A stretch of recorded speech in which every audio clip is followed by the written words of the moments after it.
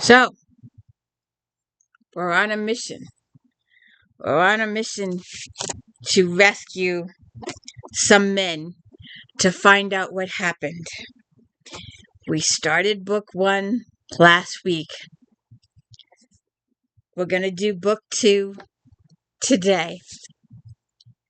Then we have book 3 and book 4. And a lot of Sinsters, a lot of Bastion Club, a lot of Black Cobra guys show up in these as supporting characters. So, we started this last week. We have a secret mission.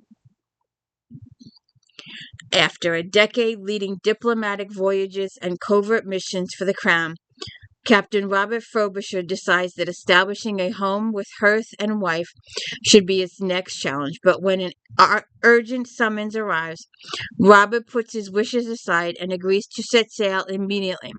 His goal is clear: get to Freetown, determine the location of the slavers' camp, and return to London with information. In Freetown, Miss Aileen Hopkins is determined to find her brother, Will, a naval lieutenant who has mysteriously disappeared, and she will not allow anyone to stop her.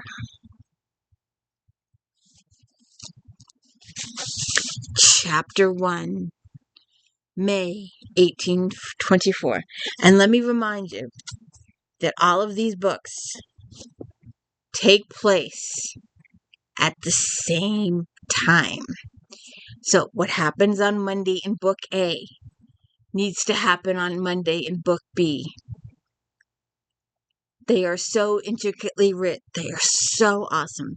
These are the best books she ever wrote.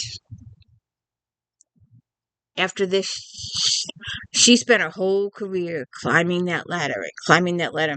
And these books are her plateau. After it goes way down. The quality of her books just tanks. But these are the crescendo. These are some of the best books she's ever written.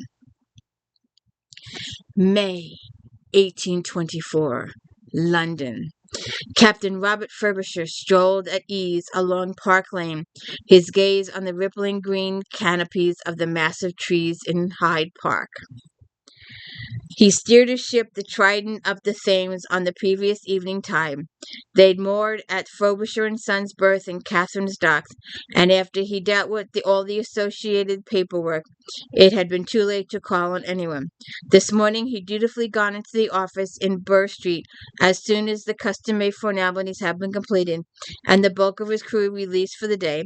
He jumped into a hackney and headed for Mayfair, but rather than driving directly to his brother Declan's house, he had the driver let him down at the end of Piccadilly so he could make a few minutes to drink in the green. He spent so much of his life looking at the sea. Being reminded of the beautiful of the land was not such a bad thing.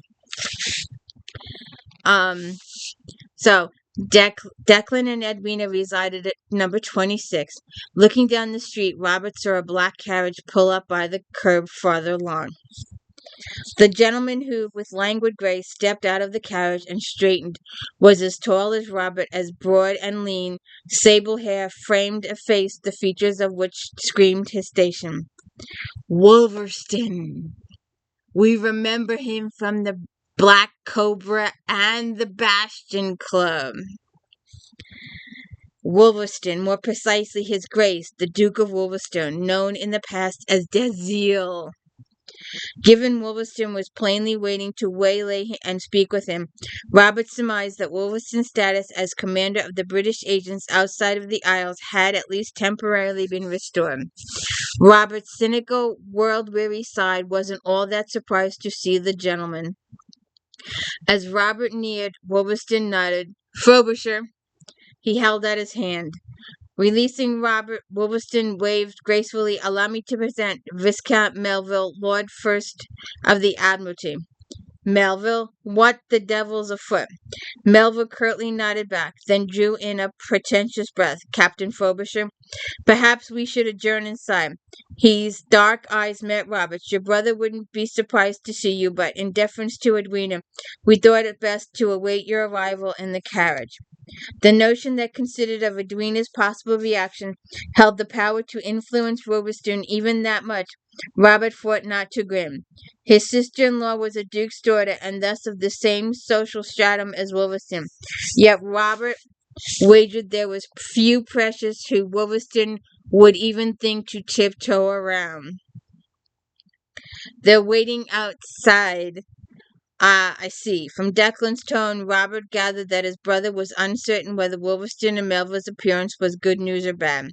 Yet, with assured courtesy, Declan welcomed Wolverstone and Melville, shaking their hands. Gentlemen, the drawing-room might be best. Wolverstone inclined his head, and the butler moved to throw open the door to their left. Should I inform her ladyship, sir? Yes, please. She comes in. He couldn't help but smile widely in return and allow her the liberties of an embrace. Edwina. He'd met her several times, both at his parents' home as well as her family's, and he thoroughly approved of her from the first. He'd seen her as precisely the right lady for Declan. I'm utterly delighted to see you. Did Declan tell you we plan to make this our London base? She barely paused for an answer and took a look at Declan before she inquired about the Trident and his immediate plans for the day. After he told her of his ship's position and his lack of any plans, she informed him that he would be staying for lunch. You're staying for lunch. No questions asked. You're staying for lunch. Well then, apparently satisfied with what Wolverstone had deigned to share about his family's health, Edwina clasped her hands in her lap. Given you gentlemen here, I expect Declan and I had better tell Robert how we spent the last 5 weeks and the mission and what we discovered in Freetown. A mission? Freetown? A mission? Really? Edwina arched a brow at Wolverstone. His expression impassive, he inclined his head. I dare say that will be the fastest. Perhaps you'd better sit down so we can get started here. That Edwina had stowed away and joined Declan on his run south wasn't really that much of a surprise. But the puzzling situation in Freetown and the consequent danger that stalked them, and beyond anyone's ability to predict had reached out and touched Edwina, was a tale guaranteed to capture and hold his attention. I take it this fall under our customary association with the government. Indeed, he met Robert's eyes. There are precious few others who could do the job, and no one else with a fast ship in the harbor. After a second holding of Wolverstone's dark gaze, very well. This was a far cry from his usual voyages ferrying diplomats or diplomatic secrets of what other sort back and forth. But he could see the need, he could appreciate the urgency, and he sailed into Freetown before. Is this why there are no orders waiting for me at the office? He'd been surprised to learn that demand for his services was usually so great that the Trident was rarely free for more than a few days, and Royd and his corsair often had to take the vessel over him. Wolverstone informed Royd the government would most likely need to call on another of us once the Cormac got back, and fortuitously you were due in. I received a mission from Royd, and there's one waiting for you in the library. We're free of our usual business and are to devote our services to the Crown. We need you to do this mission. We need you to go to Freetown. So they start telling him, let's see if I get this straight. 4 serving officers have gone missing, one after another, along with at least 4 young women and an unknown number of men. These disappearances occurred over a period of 4 months or more, and the few instances known to have been discussed with the Governor Holbrook he dismissed as due to those involved having gone off to seek their fortunes in the jungle or elsewhere. Some such excuse. In addition, 17 children from the slums are also missing, apparently disappearing over much the same period, with Holbrook brushing their vanishing aside as children running off, nothing more nefarious. Currently, there is nothing to say if Holbrook is trying to suppress all interest in this spate of missing people because he's involved, or whether his attitude springs from some other entirely non-criminal belief. Regardless, Lady Holbrook has proved to be definitely involved, and it's doubtful she'll stay she'll still be in the settlement. But you would like me to verify whether Holbrook himself is still at this post. If he is, then we presume he's innocent or at least unaware of whatever is driving these kidnappings. Correct. I haven't met Holbrook, Wolverstone says, but from what I've been able to learn, he doesn't seem the type to be involved. However, he might well be the type of official who will refuse to react until the unpalatable truth is staring him in the face. Probably. To continue, in the case of the missing adults, there are reasonable grounds on which to believe that they're being selected in some way, and that attention at the local priest Ido's services in some way facilitates that. We know nothing about how the children are taken other than it's not through any connection with Odo's services. We cannot even be sure the missing children are being taken by the same people or for the same reason as the adults. So he's got a mission. He's got to go and find out what's going on, what happened to the 4 men and the children that have gone missing. He's got to investigate. If I understand correctly, the Voden priestess Lashura, Reverend Hardwick, and even more his wife and an old sailor, Sampson, and Charles Babington are people you consider safe sources. Declan stated, they're potential allies and might well be willing to play an active hand in helping you learn more.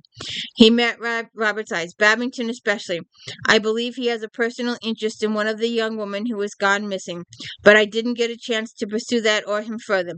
But he can command resources within the settlement that might prove useful. There is also Vice Admiral Decker. We have no reason to imagine he has any involvement in whatever heinous crime is underway in the settlement. I gave your brother a letter enabling him to call on Decker's support. I believe I worded it generally so it applied to you as it would have to him. Decker wasn't in port while I was there. I still have the letter. I'll give it to you. So, he's got to go to Freetown. There are more details in chapter 1.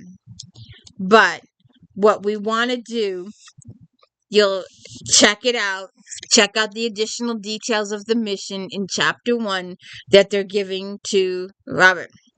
So now we're going to do a couple of paragraphs in chapter 2 because Miss Hopkins is looking for her brother and she is already in Freetown. Miss Aileen Hopkins fixed a polite but determined gaze on the face of the bored-looking clerk, who had come forward to attend her across the wooden counter separating the public from the inner workings of the office of the Naval Attaché, located off Government Wharf in the harbor of Freetown. The office was the principal on-land contact for the men aboard the ships of the West Africa Squadron. The squadron sailed the sea west of Freetown, tasked with enforcing the British government ban on slavery. Yes, miss. Can I help you? Hopkins. I'm looking for my brother, Hopkins. They don't know where he went. She's inquiring if he has checked in. He has not. Hopkins, isn't he the young one that went off God knows where? Aye. It was about 3 months ago now. I'm aware that my brother has disappeared. She failed to keep her accent from growing more clipped as her tone grew more severely interrogatory. What I wish to know is why he was ashore rather than aboard the HMS Winchester. To that, miss, we're not at liberty to say. Am I to take it from that you do in fact know of some reason Lieutenant Hopkins was ashore when he was supposed to be at sea? I'm afraid, miss, that this office is not permitted to divulge details of the whereabouts of the officers of the service, even when they've disappeared. All inquiries into operational matters should be addressed to the Admiralty. She's getting the runaround. When we can't tell you, we don't know, or maybe they do know, and they just can't tell you, or they won't tell you. What's the deal? The last time I visited the Admiral was in London. Indeed, miss, you'll have to ask there. I would like to speak to your superior. Sorry, miss, he's not here.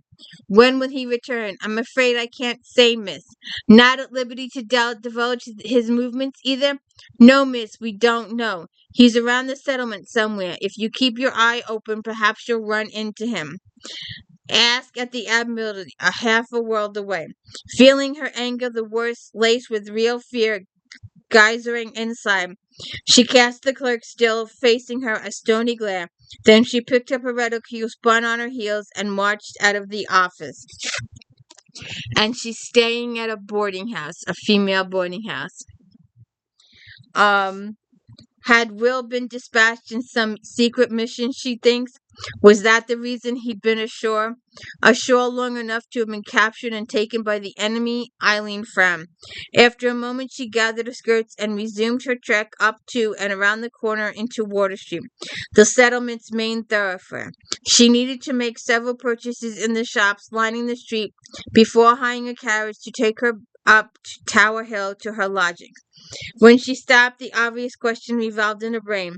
Who on earth was the enemy here, and how could she find out who that was? Good morning, Miss Hopkins. You've been out early. Aileen turned from the closing the front door of Miss Hoyt's boarding house for genteel ladies to face its owner. Mrs. Hoyt was a round, genial widow and respectable gossip who lived vicariously through the lives of her boarders. Her arms wrapped around her pile of freshly laundered sheets. Mrs. Hoyt beamed at Aileen. With frizzy red hair and a round face, she filled the doorway to her rooms to the left of the front hall, opposite the communal parlor. I needed to buy some stationery. I must write home. Indeed, dear. If you want a lad to run your letters to the post office, you must let me know. Thank you. And she goes inside to her room. And she's writing all these different letters to all the different family members, trying to find out where her relative is. So then, let's see. She gets waylaid. She gets a bunch of answers, all the investigations she does. And find out what she learns. Because she's on her separate investigation. She learns some stuff that Robert already knows. So now Robert has arrived. Excuse me. Robert led the way up a stretch of deep sand. He paused where the sand gave way to firmer ground, and the shadows of lifting palms created a pool of deeper darkness, and waited for his men to join him. They didn't park at the dock. They parked on a side cove. 4 men reached him with the tip of his head. He indicated that they should follow him. Resettling his bag over his shoulders, he walked on in the direction of the settlement. He took whatever path offered, tacking his way as he steadily led the way westward through the straggling shanty town of crude dwellings that bordered the settlement like lace on a woman's petticoat. He left all his officers on board. They couldn't merge into the population of Freetown in the same effortless, unobtrusive way the 4 men he brought with him could. Benson, Harris, Fuller, and Coleman were all sailors, plain if experienced seamen for whom no one in this port city would spare a second glance. All 4 were highly experienced fighters, whether on deck or land, for what Robert imagined he would need to complete his mission. The 4 possessed the best collection of requisite skills. Jordan Latimer, his lieutenant and second-in-command, hadn't liked it any more than his ship's master Hurley and his quartermaster Miller had, but they'd held their tongues. We're on a secret mission. I need people that can blend, that can hide in plain sight, that won't be noticed. You want a sea of black shirts. You don't want a sea of black shirts and a pink one, or a blue one, or a green one. You need a sea of black shirts so no one notices the one pink. So you gotta dress in black. Let's see. Posing as a trader visiting the settlement determined what prospects for goods for Europe and the region might provide. Robert hired 3 decent-sized bedchambers, 1 for him and 2 for his 4 men to share. The problem is, even though he's trying to hide in plain sight, There are certain people who know his identity, as much as he's trying to keep it a secret. There are spies in the mist. Lots of spies. Declan had been here weeks ago, and too many would recognize the similarity between them. Robert's hair was darker shade of brown than Declan's, and his features were a touch more austere. But they both had blue eyes, and in so many other ways echoed each other physically, that Edwina had been adamant that even if people didn't recognize him as Robert Frobisher, they would definitely recognize him as a Frobisher. Lucky Robert wasn't the adverse to what was compared to where his usual missions landed, slumming him. Posing as a traitor meant he didn't have to call on anyone, didn't have to play the gentleman diplomat captain, didn't have to be pretty by anyone at all. He could simply get on his mission and start immediately on picking up the slavers' trail, finding their camp, and then heading back to England. So where is it? Where is it? It's here someplace. The morning after the epiphany that if she wanted to discover any nefarious dealings that she would need to watch undo in the dark hours rather than in full light of day, Aileen stood in her bedchamber and surveyed the items she spread on her chintz counterpane. Clothing came first. She left the bulk of her wardrobe with her friend in Russell Square, so she had limited choices, but she had time between booking her passage and her departure from London to purchase 4 simple outfits, skirt made with matching jackets in lightweight cotton. So she goes to her clothing. Alright, I'm trying to get to the point.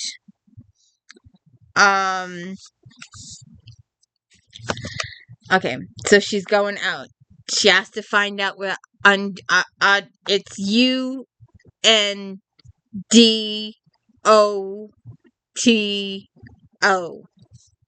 Robert found Samson exactly where he expected him to be, in the tap room of the tavern above which he lived. The old sailor was seated at a table in the corner, head down. He was scanning a news sheet and didn't look up when Robert and his 4 men entered the low-ceilinged room. Robert smiled and gestured with mugs of ale. Mind if we join you? Not at all. Thank ye. Looks like me morning just became more interesting. Was it your brother who was here before? Then, Captain Frobisher? Yes, my younger brother. Samson studied Benson, Fuller, Harris, and Coleman as they pulled up stools. You're another Captain Frobisher, then? Yes. Good thing to know. I noticed people not turning up to undo services even before your brother came. But I don't go further afield than the settlement, so I just thought they'd grown bored with it and hadn't bothered coming back. But your brother and the men said they disappeared, so this is one of his contacts. So, let's see, they talk some more, and I'm trying to get to the point where they meet, and then I'll leave you with that. For a moment all was silent, sipping the last of ale. Robert considered that they would have brought a lady like Miss Hopkins all the way to Freetown. Sibling devotion, clearly. It would have been strong to have driven a gently bred lady to take ship and brave the dangers of a place like Freetown, a settlement on the fringes of civilization.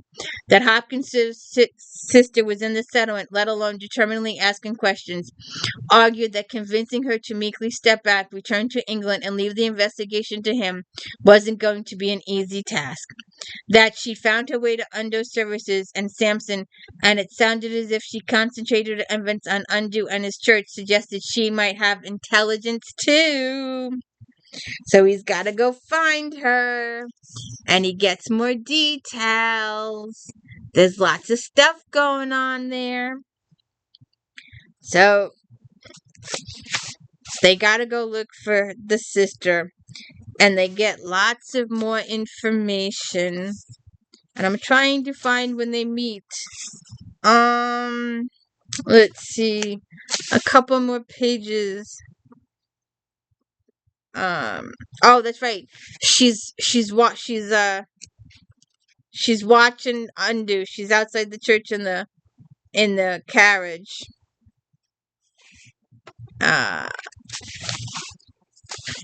And Robert's men see her.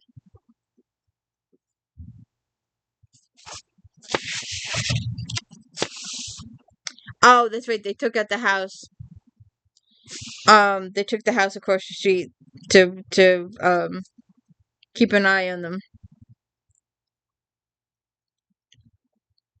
So you'll have to check it out and find out how they meet yourself and find out if he completes his mission or not. It's a good one. It really is. It's really a good one. And I'm anxious to get on to the next book. So you have a good night. And don't forget to like and subscribe. Have a good one.